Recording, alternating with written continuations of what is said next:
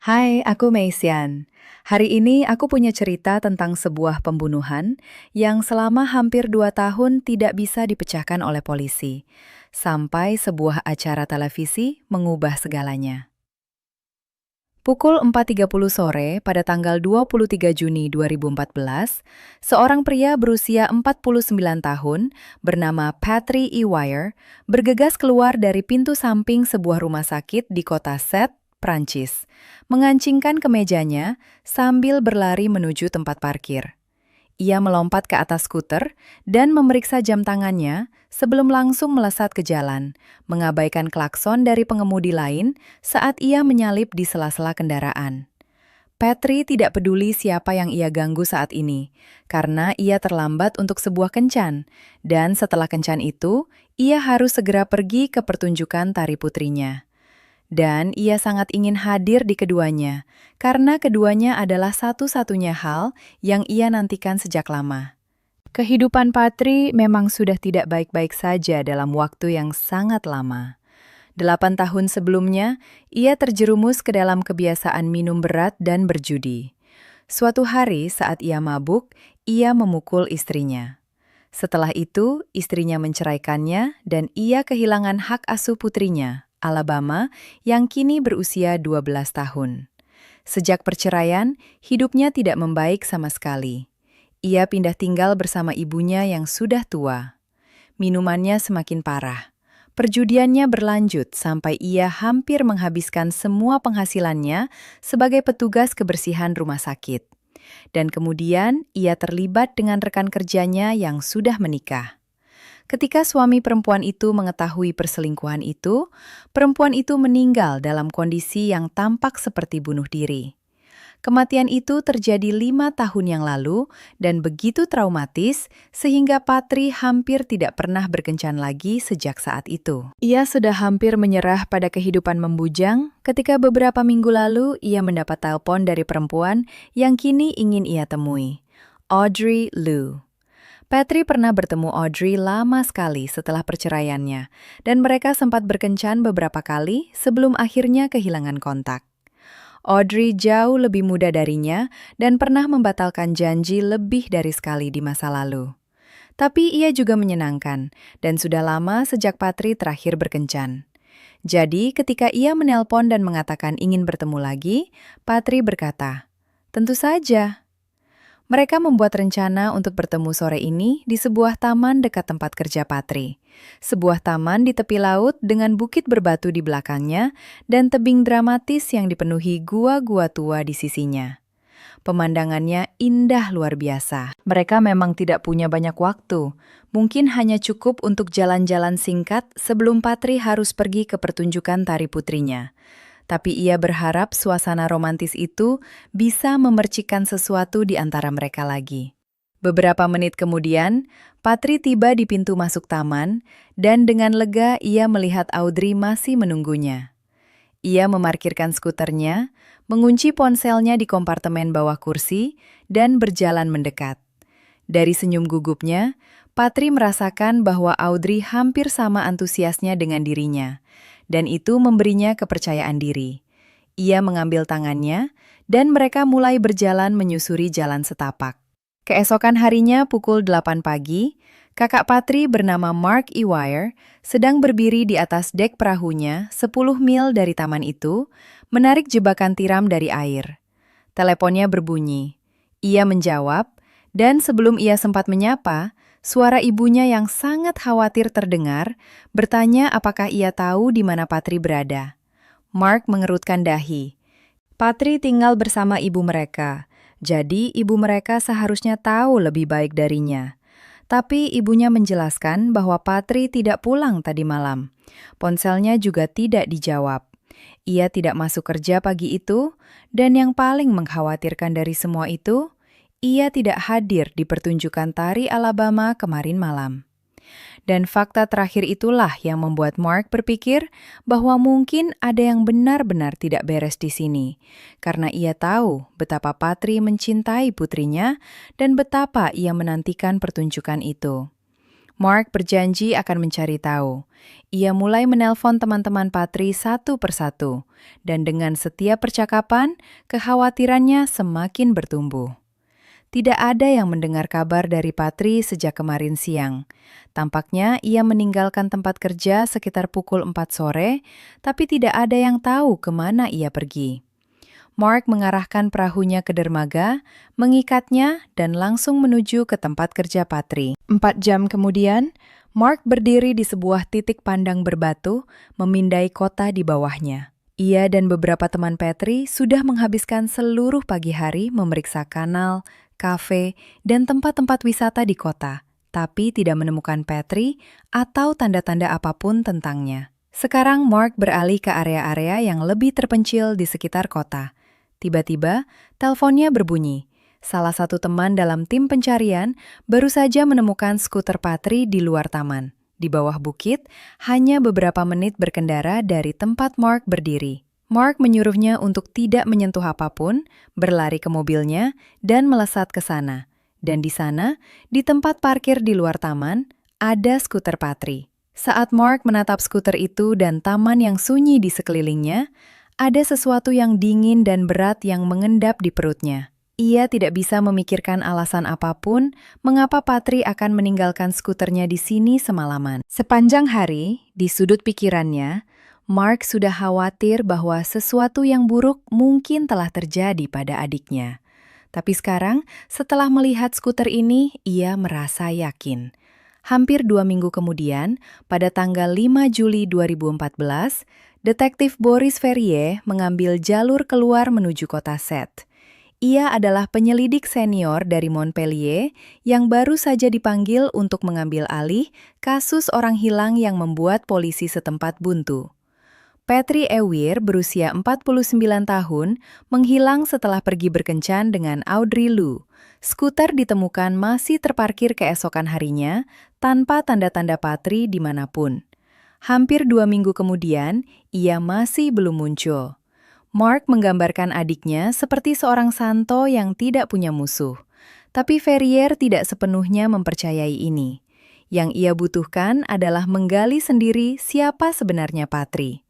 Beberapa menit kemudian, Ferrier mengikuti mantan istri Patri, seorang perempuan bernama Claude, ke ruang tamunya dan keduanya duduk. Ferrier menyalakan alat perekamnya dan menanyakan di mana Claude berada pada hari Patri menghilang.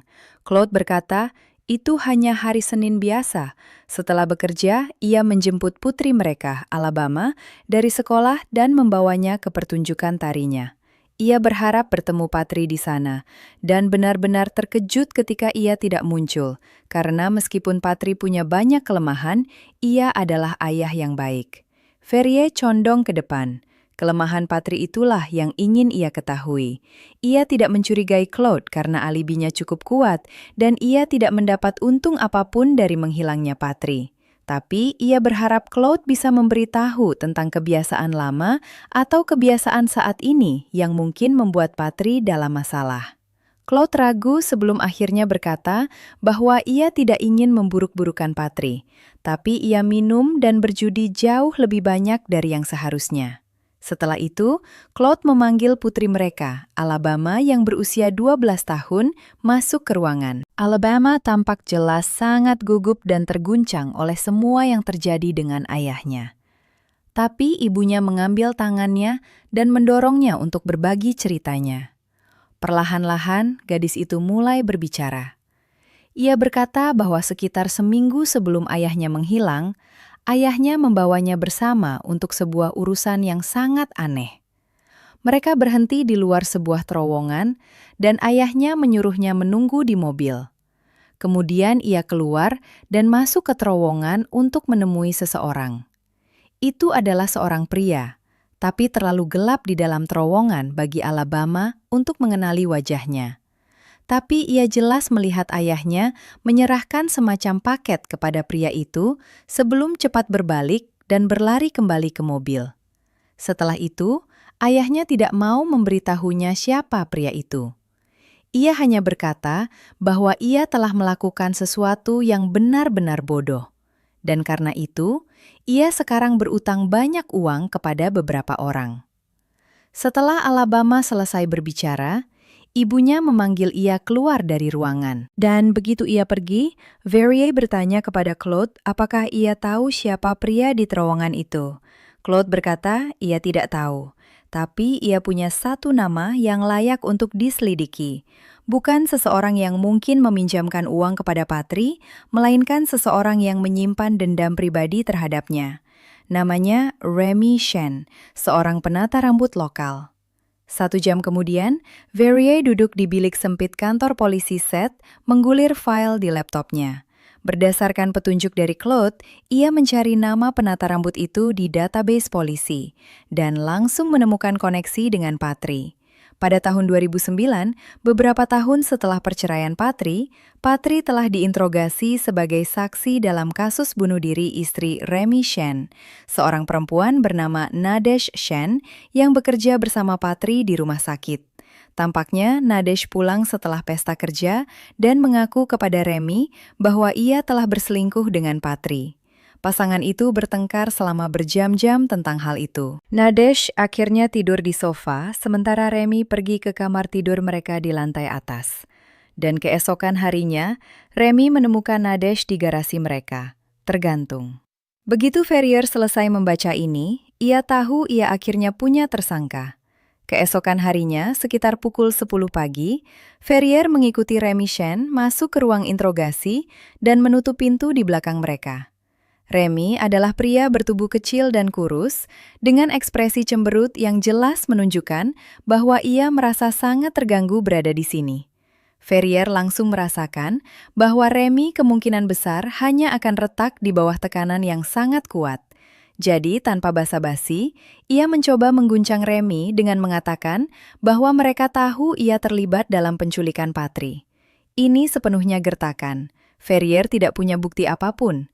Tapi ia ingin melihat bagaimana reaksi Remy. Dan yang mengejutkan dan menjengkelkan Verrier, Remy hanya tertawa. Ia bertindak seolah-olah ia tidak tahu sama sekali siapa yang sedang Verrier bicarakan. Ketika Verrier menyinggung istri Remy yang sudah meninggal dan menyiratkan bahwa Patri telah berselingkuh dengannya, Remy hanya mendengus dan mengingatkannya bahwa sudah 5 tahun berlalu sejak kepergiannya. Ia bilang ia sudah move on dan mulai berkencan dengan orang lain. Dan lagi pula, menurutnya sangat tidak masuk akal bahwa ia akan menyimpan dendam selama 5 tahun tanpa melakukan apapun, lalu tiba-tiba memutuskan untuk membalas dendam begitu saja. Itu tidak logis. Tapi Verrier tidak benar-benar tahu harus memikirkan apa tentang ini. Remy tampak sangat percaya diri, terlalu percaya diri. Jadi ia beralih dan hanya bertanya kepada Remy di mana ia berada pada tanggal 23 Juni, hari Patri menghilang. Setelah berpikir sebentar, Remy berkata bahwa ia menghabiskan seluruh siang hari sendirian membereskan unit penyimpanan yang ia sewa. Ini jelas bukan alibi yang bagus sama sekali. Tapi pada titik ini, Verrier tidak punya pilihan selain membiarkan Remy pergi. Saat Verrier menyaksikan Remy pergi, ia tahu ia semakin kehabisan waktu. Sudah 2 minggu berlalu sejak Patri menghilang, dan setiap harinya, peluang untuk menemukannya hidup semakin kecil. Jadi, dalam keputusasaan, Verrier memutuskan untuk kembali ke awal dan berbicara lagi dengan Audrey Liu. Sebagai orang terakhir yang melihat Patri sebelum ia menghilang, Audrey adalah orang yang jelas menarik untuk diselidiki. Tapi Verrier tidak yakin apa lagi yang bisa ia pelajari darinya. Polisi setempat sudah menginterogasinya di awal penyelidikan, dan Verrier sudah menonton rekaman wawancara itu berkali-kali. Tapi ia tahu ia harus mencoba. Jadi ia mengangkat telepon dan memanggil Audrey ke kantor polisi. Siang harinya, Verrier duduk di hadapan Audrey di ruang interogasi yang sama. Jawabannya persis seperti di rekaman sebelumnya. Kencan singkat, lalu Patri mengantarnya ke halte bus. Verrier menyela dan meminta Audrey menyebutkan ke arah mana persis Patri pergi setelahnya. Audrey diam sebentar lalu berkata, "Aku tidak ingat." Dan ini benar-benar mengganggu Verrier. Jadi ia melepas nada sopannya dan menekan Audrey habis-habisan. Memberitahunya bahwa semuanya akan jauh lebih buruk jika ia tidak jujur sekarang. Audrey menangis dan terus mengulang bahwa Patri baik-baik saja ketika ia meninggalkannya. Akhirnya Verrier mundur. Nalurinya memberitahunya bahwa rapuhnya Audrey ini bukan akting. Ia sudah menekannya sekeras mungkin, dan harus mengakui bahwa mungkin ia memang mengatakan yang sebenarnya. Ferrier duduk sendirian. Tidak satu pun tersangka berhasil ia singkirkan. Tidak ada mayat, terlalu banyak yang tidak diketahui. Dan ia tahu kasus ini tidak akan kemana-mana sampai mereka menemukan Patri, hidup atau mati. Sekitar pukul 11 pagi pada tanggal 17 Juli, 3,5 minggu setelah Patri menghilang, Detektif Ferrier memarkirkan mobilnya di pinggir jalan yang berkelok-kelok di pinggiran set. Ia keluar dari mobil, membungkuk di bawah pita polisi kuning, dan berjalan melintasi jalur rumput kering panjang menuju dinding tebing yang curam. Beberapa lusin meter di depannya, hampir tidak terlihat di bebatuan, tampak bukaan gelap yang bulat. Sebuah gua. Beberapa jam sebelumnya, sekelompok remaja muncul di kantor polisi tampak sangat panik, mengatakan mereka menemukan sesosok tubuh manusia di dalam gua itu.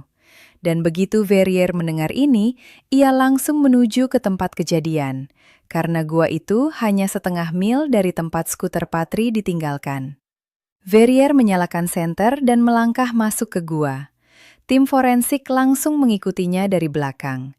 Saat mereka bergerak masuk ke kegelapan, Ferrier bisa melihat bahwa dinding-dindingnya penuh dengan grafiti dan ada botol-botol kosong dan sampah di mana-mana.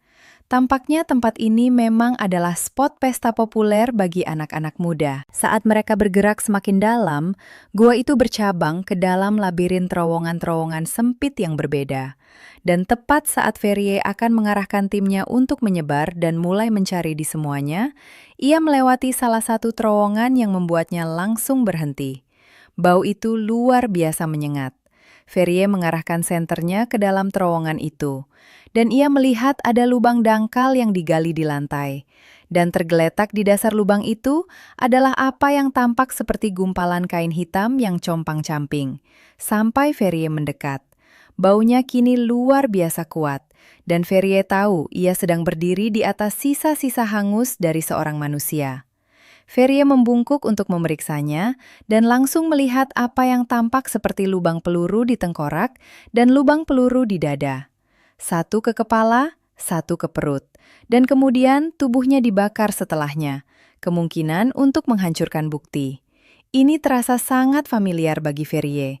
Ini terasa seperti eksekusi terorganisir. Setahun setengah kemudian, tepat sebelum Natal 2015, Detektif Ferrier sedang berada di kantornya di Montpellier ketika teleponnya berbunyi. Itu adalah kakak Patri, Mark, menelpon untuk menanyakan pembaruan tentang kasus adiknya lagi. Dan Ferrier menghela napas karena kenyataannya ia tidak punya apapun yang baru untuk dilaporkan. Mayat di dalam gua telah dikonfirmasi sebagai Patri, dan Ferrier berharap penemuan itu akan membawa semua petunjuk baru ini. Tapi setelah menyisir gua untuk mencari petunjuk dan menguji puntung rokok dari tempat kejadian untuk DNA dan berbicara dengan remaja-remaja yang melaporkan mayat itu, kasus ini hanya menemui jalan buntu. Gaya eksekusi seperti mob memang sesuai dengan teori yang dimiliki Ferrier bahwa mungkin Patri telah dibunuh karena hutang judi oleh mafia atau seseorang yang berafiliasi dengan kejahatan terorganisir.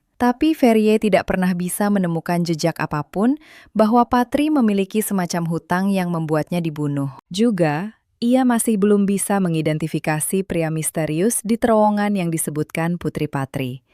Dan itu menyisakan Remy dan juga Audrey sebagai satu-satunya tersangkanya. Ferrier sudah menempatkan keduanya di bawah pengawasan. Tapi sejauh ini, tidak satupun dari mereka melakukan apapun yang mencurigakan. Penyelidikan ini kini terhenti, dan Ferrier memahami bahwa keluarga Patri sudah benar-benar kehabisan kesabaran. Jadi, ia tidak terkejut ketika, setelah ia mengakui bahwa ia masih belum siap untuk melakukan penangkapan, Mark meledak. Ia memberitahu Ferrier bahwa jika polisi tidak mampu memecahkan ini, ia akan mengambil alih sendiri. 3 bulan kemudian, pada suatu malam di Maret 2016, Detektif Ferrier duduk di sofa di ruang tamunya untuk menonton sesuatu yang sudah diperingatkan kepadanya akan datang. Mark telah meyakinkan produser sebuah acara televisi True Crime Nasional untuk membuat episode tentang kasus adiknya. Dan episode itu tayang malam ini. Saat acara itu dimulai, Verrier merasakan simpul kecemasan karena Mark mengetahui detail-detail tentang penyelidikan yang tidak dimaksudkan untuk publik. Dan jika ia membagikannya di acara ini, itu bisa sangat membahayakan kasus ini. Tapi tentu saja, Verrier juga hanya penasaran ingin melihat bagaimana episode itu diedit. Dan sebagian dari dirinya berharap bahwa perhatian publik yang diperbarui mungkin benar-benar membantu kasus ini. Saat Verrier menonton, ia lega melihat bahwa Mark tidak berbicara tentang spesifik kasus. Ia berbicara tentang Patrick. Mark menggambarkan adiknya sebagai seorang ayah yang bekerja keras, yang tampaknya tidak pernah mendapat keberuntungan dalam hidup, dan yang setidaknya layak mendapatkan keadilan. Dan di akhir episode, ia hanya mengajukan permohonan sederhana. Kepada siapapun yang memiliki informasi, tolong beritahukan. Ketika acara berakhir, Verrier tidak benar-benar merasa khawatir lagi bahwa apapun yang terungkap di acara itu sensitif atau bisa berdampak negatif pada penyelidikan.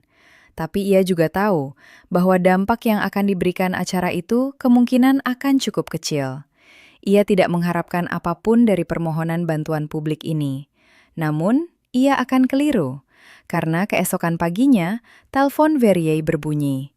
Dan 1 jam setelah telepon itu masuk, Verrier sedang memencet bel pintu sebuah apartemen di Lunel, sebuah kota dekat Sète. Seorang perempuan menjawab pintu, dan ketika Verrier menunjukkan lencana polisinya, ia mengundangnya masuk. Perempuan itu, yang namanya Sophie, telah menghubungi polisi setelah menonton wawancara Mark di TV, mengatakan bahwa ia memang memiliki informasi tentang kasus Patrick. Jadi, Verrier mengikutinya ke dapurnya dan duduk di hadapannya di meja dan menyalakan alat perekamnya dan memintanya untuk mulai dari awal.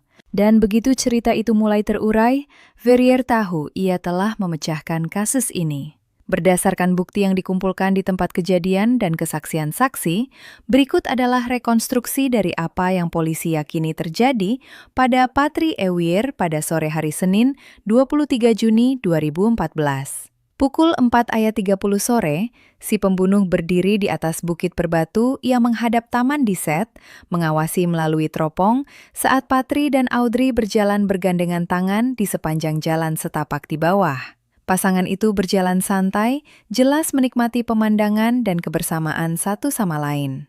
Dan kemudian pada suatu titik, Audrey berhenti dan menunjuk ke seberang jalan ke arah sebuah gua di tebing terdekat, pintu masuk sebuah gua. Dan ketika si pembunuh melihat ini, jantungnya mulai berdegup kencang, dan ia mengamati dengan seksama saat pasangan itu benar-benar menyeberang jalan dan masuk ke dalam gua dan menghilang. Pada titik ini, si pembunuh menurunkan teropongnya dan memasukkannya ke dalam tas duffel besar yang ia bawa. Kemudian, setelah memanggul tas itu, ia dengan cepat menuruni bukit dan langsung menuju pintu masuk gua. Ketika ia mencapai pintu masuk gua, ia berhenti dan meletakkan tas itu di tanah. Ia membukanya dan mengeluarkan senapan besar, segulung selotip, dan sebuah topeng putih. Si pembunuh memasang topeng itu, dan dengan senapan dan selotip di tangan, ia masuk ke dalam gua. Ia bisa mendengar suara Patrick dan Audrey di dalam. Mereka tidak pergi jauh dan tampaknya tidak memperhatikan si pembunuh yang masuk. Mereka tampak asyik dengan kencan mereka. Namun, ketika si pembunuh sudah cukup dekat, pasangan itu mendengar langkah kakinya dan mereka berbalik. Ketika Audrey melihat si pembunuh dengan topeng dan senapan, ia mulai berteriak. Dan Patrick, mukanya menjadi pucat seperti hantu. Sebelum pasangan itu sempat bereaksi, si pembunuh melemparkan selotip ke arah Audrey dan memberitahunya bahwa jika ia ingin hidup, ia harus melakukan persis seperti yang diperintahkan. Kemudian si pembunuh menyuruh Audrey menggunakan selotip itu untuk mengikat pergelangan tangan dan pergelangan kaki Patrick. Pada awalnya, Audrey hanya berdiri dalam diam yang terpesona. Tapi akhirnya ia menguasai diri dan ia menurut. Dan saat Audrey mengikat Patrick juga hanya berdiri dalam diam yang terpesona. Tidak benar-benar tahu apa yang harus dilakukan. Ketika Audrey selesai, si pembunuh menyuruhnya meninggalkan gua dan tidak mengatakan apapun tentang apa yang terjadi di sini. Audrey ragu cukup lama untuk melirik ke belakang ke arah Petri, tapi kemudian ia berbalik dan berlari. Begitu langkah kakinya memudar dan hanya tinggal si pembunuh dan Petri di dalam gua, Petri hanya menatap, bertanya-tanya apa yang akan terjadi padanya. Dan si pembunuh, setelah melakukan kontak mata yang sangat intens dengan Petri, mengangkat senapannya dan menembak Petri di kepala dan sekali lagi di dada. Dan Petri jatuh tersungkur ke tanah. Pada titik itu, si pembunuh menggantungkan senapannya dan kemudian mengambil Petri dari pergelangan kakinya dan menyeret tubuhnya ke terowongan terdekat dan membuangnya ke dalam lubang dangkal itu. Kemudian, si pembunuh menyiram tubuh itu dengan cairan korek api dari kaleng yang ia bawa di tasnya. Ia menyalakan korek api dan melemparkannya ke dalam. Saat tubuh Petri mulai terbakar, si pembunuh berjalan keluar dari gua dan melepas topengnya begitu ia melangkah ke dalam cahaya. Sekarang, ia hanya punya satu hal lagi yang harus dilakukan. Pergi menemukan Audrey dan menjelaskan segalanya dan meyakinkannya untuk tidak pergi ke polisi. Karena si pembunuh adalah Remy Shen, penata rambut yang membenci Petri karena telah berselingkuh dengan almarhum istrinya.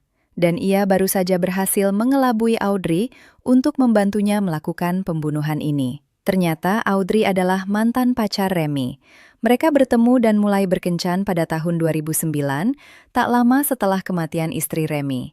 Dan Remy menyadari bahwa karena sejarah Audrey dengan Patri, karena mereka juga pernah berkencan, ia bisa menggunakannya untuk memancing Patri ke dalam perangkap dan akhirnya membalas dendam. Tapi meskipun Audrey jelas merupakan bagian kunci dari rencana ini, ia sebenarnya tidak tahu bahwa Remy akan membunuh Patri. Remy telah menceritakan kisah bohong kepadanya tentang Patri yang berutang banyak uang kepadanya, dan ia mengira mereka hanya akan menakut-nakuti Patri agar mau membayar. Baru setelah ia masuk ke gua dan Remy muncul dengan topeng dan senapan itulah, ia menyadari bahwa Remy punya sesuatu yang jauh lebih jahat dalam pikirannya. Setelah pembunuhan, Remy meyakinkan Audrey untuk tetap diam dengan mengancam akan membunuhnya dan anak-anaknya. Dan selama lebih dari setahun, ia menyimpan rahasianya, berbohong kepada polisi sepanjang waktu. Tapi ketika ia menonton episode True Crime tentang kasus itu dan melihat permohonan Mark untuk informasi, ia akhirnya retak dan mengaku kepada temannya Sophie yang sedang menonton acara bersamanya, yang kemudian menelepon polisi keesokan harinya. Pada tanggal 31 Maret 2016, Remy Shen dan Audrey Liu ditangkap atas peran mereka dalam kematian Patri. Remy menerima 30 tahun penjara atas pembunuhan, dan Audrey dijatuhi hukuman 12 tahun karena berperan sebagai aksesori dalam penculikan. Sampai di sini dulu untuk malam ini. Kalau kamu masih di sini, berarti kita memang sama. Selamat datang di keluarga yang sakit ini. Tinggalkan komentarmu di bawah, aku selalu baca semuanya. Dan kalau kamu mau lebih banyak cerita seperti ini, ada satu video yang menurutku harus kamu tonton selanjutnya. Ada di sini. Sampai jumpa di cerita berikutnya.